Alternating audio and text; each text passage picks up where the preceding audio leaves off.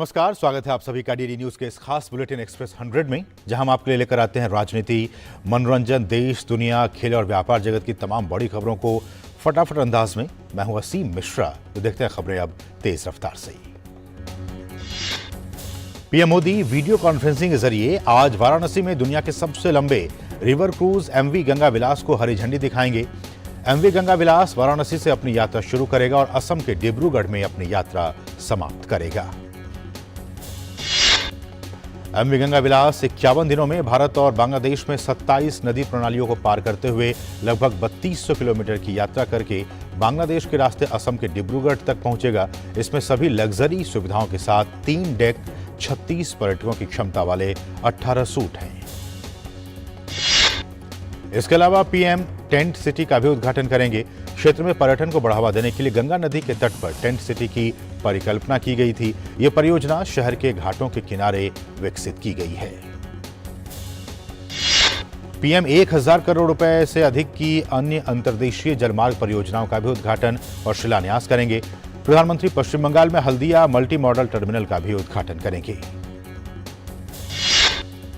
उत्तर प्रदेश के सीएम योगी आदित्यनाथ ने कहा है कि नए भारत की गति, शक्ति और सामर्थ्य के प्रतीक ये रिवर क्रूज यात्रा एक भारत श्रेष्ठ भारत में एकात्मकता के लिए नए अध्याय जोड़ेगी। पूर्व केंद्रीय मंत्री और जदयू के वरिष्ठ नेता शरद यादव के पार्थिव शरीर को दिल्ली के छतरपुर स्थित उनके आवास पर लाया गया है। समाजवादी नेता शरद यादव का गुरुग्राम के फोर्टिस अस्पताल में कल रात निधन हो गया था। वो 75 साल के थे। राष्ट्रपति द्रौपदी मुर्मू ने पूर्व केंद्रीय मंत्री शरद यादव के निधन पर दुख व्यक्त किया है। उन्होंने कहा कि 70 के दशक में छात्र नेता रहे शरद यादव ने हमेशा लोकतांत्रिक मूल्यों के लिए संघर्ष किया। शरद यादव संसद में राष्ट्रीय स्तर पर वंचितों की सशक्त आवाज थे। उपराष्ट्रपति जगदीप धनखड़ ने अपने शोक संदेश में कहा है कि शरद यादव ने सार्वजनिक जीवन में उच्च मानदंड स्थापित किए। उपराष्ट्रपति ने उनके परिवार के सदस्यों और शुभचिंतकों के प्रति संवेदनाएं प्रकट की हैं। पीएम मोदी ने समाजवादी नेता शरद यादव के निधन पर अपनी संवेदना जाहिर की और कहा कि डॉक्टर लोहिया के आदर्शों से प्रेरित शरद यादव ने सार्वजनिक जीवन की लंबी अवधि में खुद को सांसद और मंत्री के रूप में प्रतिष्ठित किया।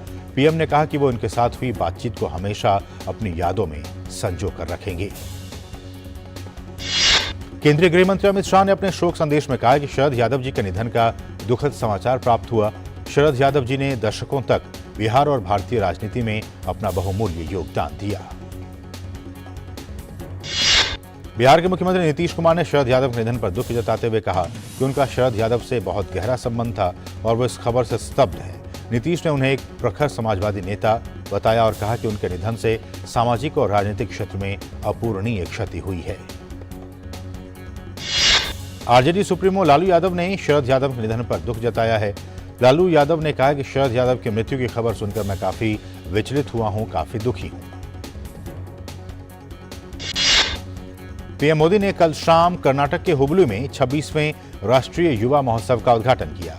12 से 16 जनवरी तक आयोजित इस महोत्सव की थीम विकसित युवा विकसित भारत है। पीएम मोदी ने इस मौके पर भारत के सामर्थ्य को युवाओं के हुनर से जोड़ते हुए उन्हें देश की दिशा तय करने वाला बताया। उन्होंने कहा कि युवा शक्ति का जुनून भारत का रास्ता तय करता है और युवा बने रहने का मतलब अपनी सोच, मेहनत, आकांक्षाओं और लगन में युवा होना है। पीएम मोदी ने इस विशेष अवसर पर नारी शक्ति का देश के विकास में योगदान का जिक्र किया। उन्होंने कहा कि अमृतकाल में महिलाएं नए पराक्रम करके दिखा रही हैं। विज्ञान, प्रौद्योगिकी, अंतरिक्ष, खेल, ऐसे हर क्षेत्र में महिलाएं बुलंदियां छू रही हैं। पीएम ने कहा कि आज गांव हो, शहर हो या फिर कस्बा, हर जगह युवाओं का जज्बा उफान पर है। उन्होंने कहा कि आज के समय में भारत के खिलौने से लेकर पर्यटन और रक्षा से लेकर डिजिटल तक की खबरें पूरे विश्व में सुर्खियां बनती हैं। रक्षा मंत्री राजनाथ सिंह ने यूपी सीएम योगी आदित्यनाथ के राज्य के विकास के लिए किए जा रहे प्रयासों की प्रशंसा की। उन्होंने कहा कि पीएम मोदी के नेतृत्व में आज देश के साथ साथ यूपी भी हर क्षेत्र में प्रगति कर रहा है। योगी आदित्यनाथ ने कहा कि काशी विश्वनाथ धाम कॉरिडोर बनने से वाराणसी में श्रद्धालुओं और पर्यटकों की संख्या कई गुना बढ़ी है। बाबा विश्वनाथ के दर्शन पूजन के लिए श्रद्धालु अब जल, थल और नभ से काशी आ सकते हैं। देश भर में गणतंत्र दिवस समारोह की जोर शोर से तैयारियां चल रही हैं। इसी कड़ी में राजधानी दिल्ली में कर्तव्य पथ पर रिपब्लिक डे परेड की रिहर्सल की गई। केंद्रीय सड़क परिवहन और राजमार्ग मंत्री नितिन गडकरी ने ऑटो एक्सपो के 16वें संस्करण की औपचारिक शुरुआत की।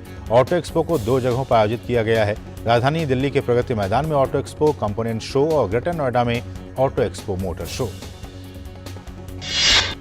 ग्रेटर नोएडा में चल रहे ऑटो एक्सपो को केंद्रीय मंत्री नितिन गडकरी ने संबोधित किया और कहा कि हम ग्रीन हाइड्रोजन से ट्रेन, एयरक्राफ्ट, ट्रक और बस चला सकते हैं। इसके लिए ऑटोमोबाइल उद्योग वैकल्पिक ईंधन के बारे में गंभीरता से सोच रहा है। केंद्रीय मंत्री ने यह भी कहा कि भारत इस ग्रीन ऊर्जा का आयात कर रहा है, लेकिन भारत उद्योग नवाचार के साथ ग्रीन हाइड्रोजन का निर्यात भी करेगा। इन दिनों जहां उत्तर भारत के कई इलाके ठंड और कोहरे की चपेट में हैं, वहीं राजधानी दिल्ली में कल लोगों को ठंड से कुछ राहत मिली। कल यहां तापमान में मामूली बढ़ोतरी दर्ज की गई, लेकिन शाम होने तक कुछ इलाकों में बूंदाबांदी ने एक बार फिर ठंड का एहसास करा दिया।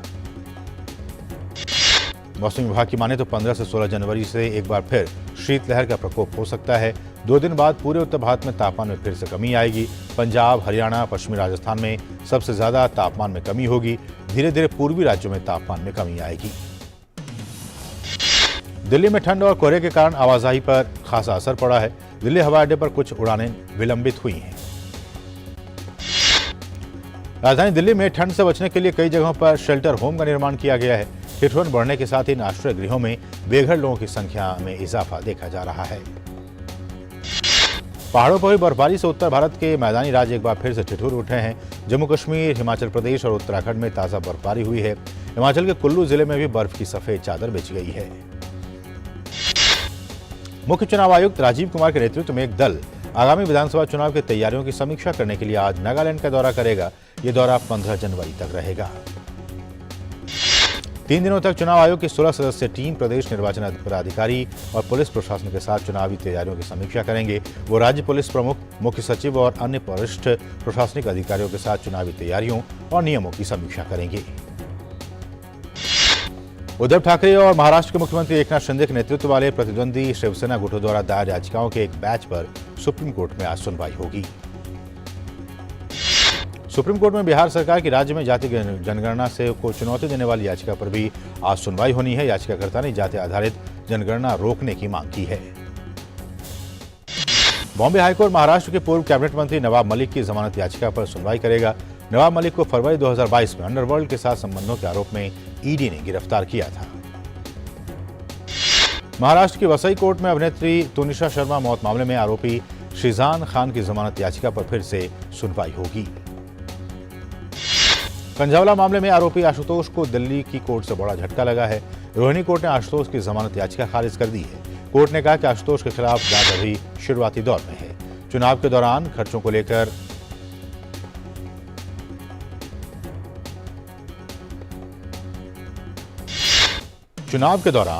लेकर चुनाव आयोग ने सुप्रीम कोर्ट में अहम दावा किया है।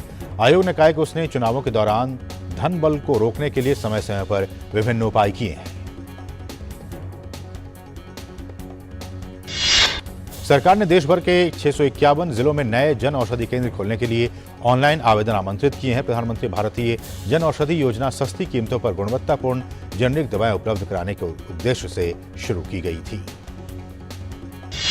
सरकार ने अगले वर्ष मार्च तक जन औषधि केंद्रों की संख्या 10,000 करने का लक्ष्य रखा है। जन औषधि केंद्रों को वित्तीय सहायता के रूप में 5 लाख रुपए की प्रोत्साहन राशि प्रदान की जाती है। फसल कटाई का त्योहार लोहड़ी आज उत्तर भारत, विशेष रूप से पंजाब, हरियाणा, हिमाचल प्रदेश, दिल्ली, जम्मू और चंडीगढ़ में मनाया जा रहा है। ये पर्व सर्दी की लंबी रातों के अंत और गर्मी के लंबे दिनों की शुरुआत का प्रतीक है। राष्ट्रपति द्रौपदी मुर्मू ने देशवासियों को लोहड़ी, मकर संक्रांति, माघ बिहू और पोंगल की बधाई दी है।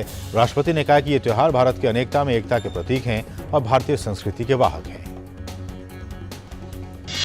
वहीं उपराष्ट्रपति ने भी लोहड़ी, मकर संक्रांति, माघ बिहू, पोंगल, उत्तरायण, पौष पर्व और अन्य त्योहारों पर देशवासियों को बधाई दी है। उपराष्ट्रपति ने कहा कि भारत के विभिन्न हिस्सों में अलग अलग नामों से पहचाने जाने वाले ये त्योहार हमारी समृद्ध सांस्कृतिक विविधता में निहित एकता का प्रतीक है। केंद्रीय कौशल विकास और उद्यमिता राज्य मंत्री राजीव चंद्रशेखर ने कहा है कि न्यू इंडिया में अभूतपूर्व अवसर है। पुराने भारत में विकास और समृद्धि के अवसर केवल अमीरों और राजनेताओं से जुड़े लोगों तक ही सीमित थे, लेकिन नए भारत में युवाओं ने स्टार्टअप के क्षेत्र में बहुत तरक्की की है।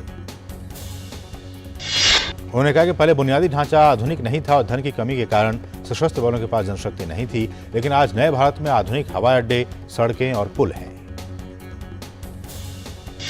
दिसंबर महीने में भी खुदरा महंगाई दर में गिरावट आई है। दिसंबर 2022 में खुदरा महंगाई दर घटकर एक साल के निचले लेवल 5.72% पर आ गई है, जो कि नवंबर में 5.88% रही थी।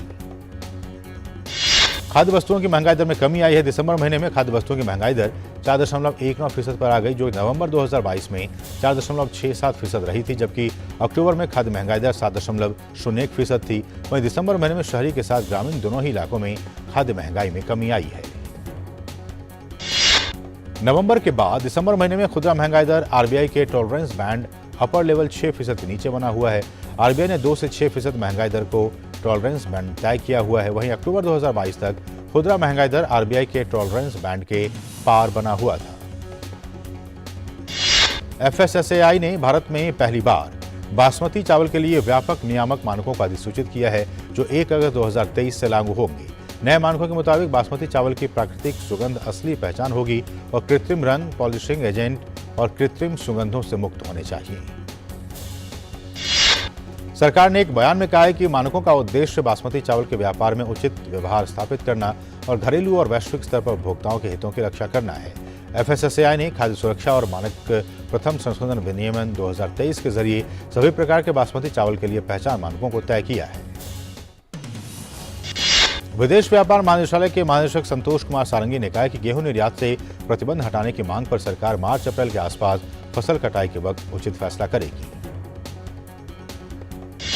आगामी फरवरी में होने वाले यूपी ग्लोबल इन्वेस्टर्स समिट से एक माह पहले ही सरकार ने करीब 15 लाख करोड़ रुपए के निवेश प्रस्ताव प्राप्त कर लिए हैं।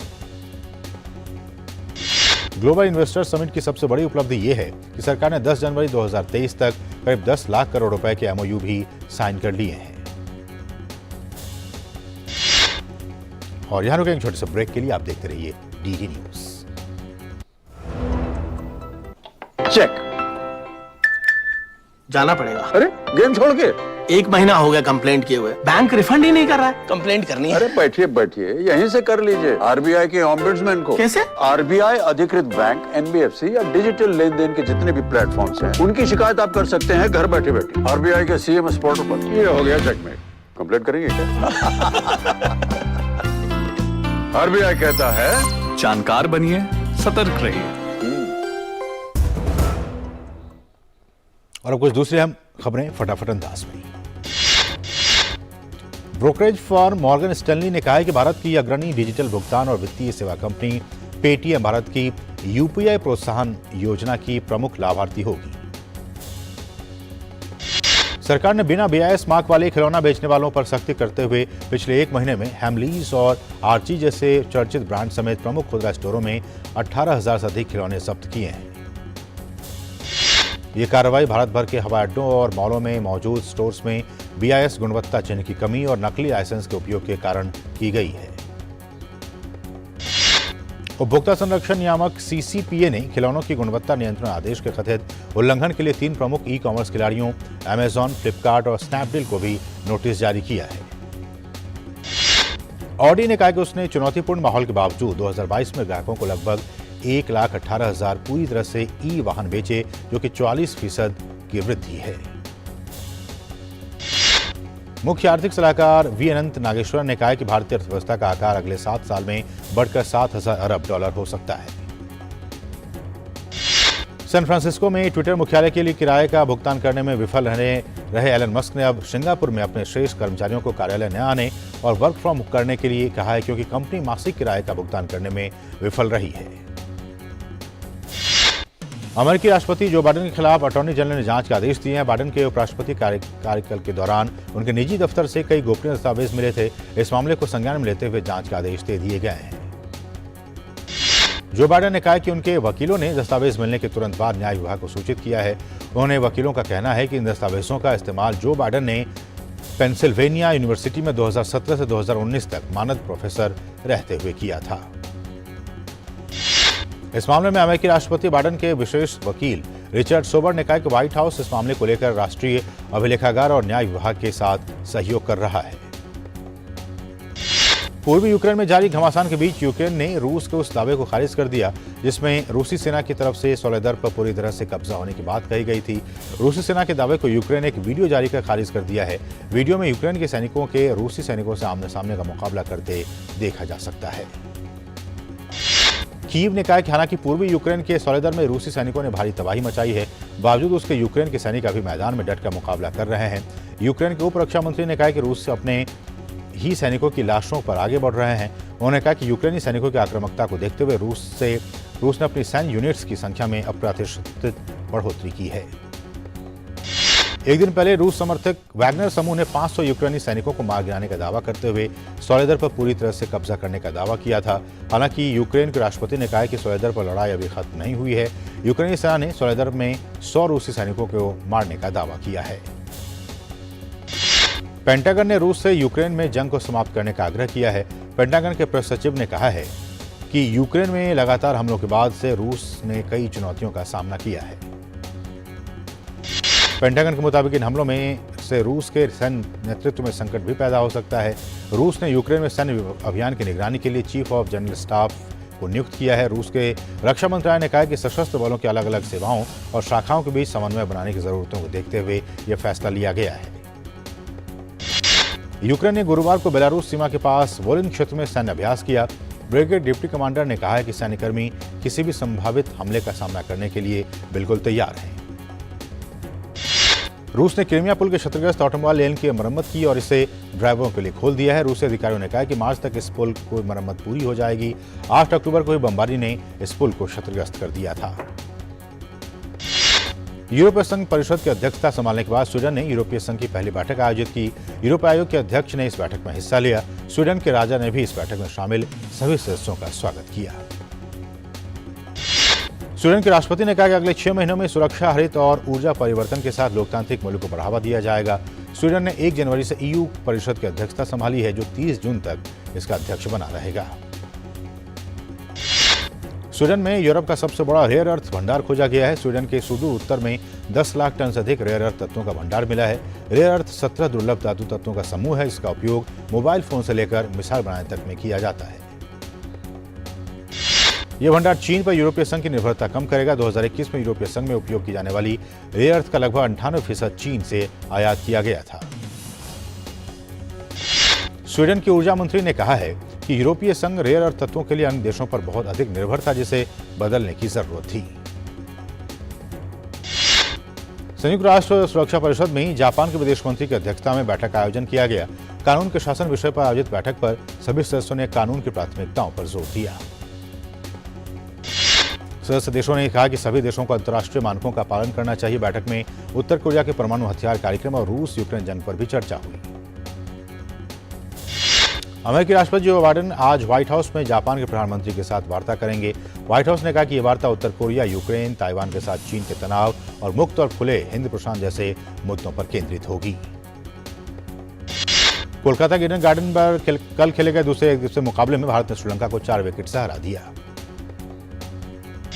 इस जीत के साथ भारत ने 3 मैच की सीरीज में 2-0 की अजय बढ़त हासिल कर ली है।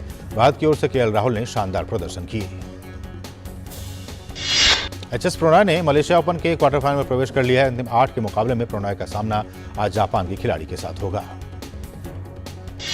भारतीय स्टार शटलर जोड़ी सात्विक साईराज और चिराग शेट्टी ने भी पुरुष युगल के क्वार्टर फाइनल में जगह बना ली है। ये भारतीय जोड़ी आज चाइनीज युगल के साथ भिड़ेगी। महिलाओं और लड़कियों पर तालिबान के प्रतिबंधों के कारण ऑस्ट्रेलियाई क्रिकेट टीम अफगानिस्तान के खिलाफ एक दिवसीय श्रृंखला से पीछे हट गई है।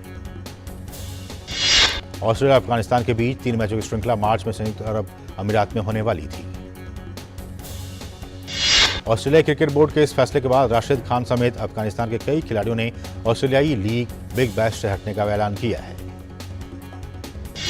टीम इंडिया के खिलाफ होने वाली T20 सीरीज के लिए न्यूजीलैंड ने अपनी टीम का ऐलान कर दिया है। मिशेल सेंटनर को टीम की कमान मिली है। न्यूजीलैंड और भारत के बीच 18 जनवरी को हैदराबाद में शुरू होने वाली 3 मैचों की एक दिवसीय सीरीज के बाद 27 जनवरी से 3 मैचों की T20 सीरीज खेली जाएगी। हॉकी विश्व कप में मुकाबलों की शुरुआत आज से होगी। 17 दिनों तक चलने वाले इस टूर्नामेंट में 16 टीमें हिस्सा लेंगी। भारतीय टीम आज स्पेन के खिलाफ अपने अभियान की शुरुआत करेगी। टीम इंडिया अपनी मेजबानी में हो रहे टूर्नामेंट में 48 साल बाद पदक जीतने का लक्ष्य लेकर उतरेगी। एक दूसरे मैच में अर्जेंटीना का सामना दक्षिण अफ्रीका से होगा। ऑस्ट्रेलिया फ्रांस से, जबकि इंग्लैंड की टीम वेल्स से भिड़ेगी। साल 2022 फीफा सर्वश्रेष्ठ पुरस्कारों के लिए पुरुष और महिला फुटबॉल खिलाड़ियों के नॉमिनेशन की सूची जारी हो गई है। पुरस्कार के लिए लियोनेल मेसी नामित हुए हैं। रियल मैड्रिड की जोड़ी लुका मॉड्रिच और करीम बेंजेमा के साथ इंग्लैंड के मिडफील्डर जूड बेलिंघम का नाम भी पुरुषों की शॉर्टलिस्ट में शामिल है। वहीं महिला कैटेगरी में इंग्लैंड की महिला खिलाड़ियों की तिकड़ी लिया विलियमसन, बेथ मीड और केइरा वॉल्स के नाम शामिल हैं। प्रीमियर लीग में देर रात खेले गए एक मुकाबले में फुलहम ने चेल्सी को 2-1 से हरा दिया। चेल्सी के लिए अपना पहला मैच खेल रहे जुआओ को रेफरी ने 58वें मिनट में रेड कार्ड दिखाकर मैदान से बाहर भेज दिया। कार्तिक आर्यन स्टारर फिल्म शहजादा का ट्रेलर रिलीज हो गया है। ट्रेलर में कार्तिक दमदार एक्शन करते दिखाई दे रहे हैं। फिल्म का निर्देशन रोहित धवन ने किया है। गदर 2 इस साल 11 अगस्त को रिलीज होगी, लेकिन मेकर्स ने गदर 1 को लेकर फैसला लिया है। गदर 2 से पहले गदर एक प्रेम कथा को रिलीज किया जाएगा। मेकर्स ने इसे 15 जून 2023 को रिलीज करने का फैसला किया है। फिल्म कुत्ते से विशाल और रेखा भारद्वाज के बेटे आसमान भारद्वाज निर्देशकीय पारी शुरू कर रहे हैं। फिल्म में अर्जुन कपूर, तब्बू, कोंगणा दत्त शर्मा, कुमुद मिश्रा, राधिका मैदान और नसीरुद्दीन शाह प्रमुख भूमिकाएं निभा रहे हैं। फिल्म शुक्रवार को रिलीज होगी। वंशी पैदपल्ली द्वारा निर्देशित वरिसु में विजय ने मुख्य किरदार निभाया है। फिल्म ने पहले ही दिन बॉक्स ऑफिस पर अच्छी शुरुआत की है। बुधवार को फिल्म का कलेक्शन 22 करोड़ रुपए से अधिक रहा। डायरेक्टर एच विनोद की थनीवू में अजीत मुख्य भूमिका में नजर आए हैं। पहले ही दिन बॉक्स ऑफिस पर अजीत की फिल्म की टक्कर विजय की वरिसु से हुई। थनीवू ने पहले दिन 22 करोड़ रुपए से अधिक का कारोबार किया। जेम्स कैमरून की फिल्म अवतार द वे ऑफ वाटर को दर्शकों को बढ़िया रिस्पांस मिला है। बुधवार को फिल्म ने 2.30 करोड़ रुपए का कलेक्शन किया। ऐसे में अब फिल्म की कुल कमाई 379 करोड़ रुपए से अधिक की हो गई है। अजय देवगन की दृश्यम 2 ओपनिंग डे से ही बॉक्स ऑफिस पर धमाल मचा रही है। फिल्म को रिलीज हुए 7 हफ्ते हो चुके हैं और अब इसकी कमाई में गिरावट आ रही है। फिल्म अब तक लगभग 240 करोड़ का कलेक्शन कर चुकी है। रितेश देशमुख और जेनेलिया डिसूजा की फिल्म वेड की अच्छी कमाई जारी है। फिल्म ने बुधवार को 1 करोड़ रुपए से अधिक का कारोबार किया। ऐसे में फिल्म का अब तक का कुल कलेक्शन 38.68 करोड़ रुपए हो चुका है। टाइगर श्रॉफ की अपकमिंग एक्शन एंटरटेनमेंट फिल्म बड़े मियां छोटे मियां की कुछ फोटो सोशल मीडिया पर वायरल हो रही हैं। इस फिल्म में अक्षय कुमार भी शामिल हैं। तो इसके साथ ही एक्सप्रेस न्यूज में बस इतना ही। मुझे और हमारी पूरी टीम को दीजिए अनुमति। नमस्कार।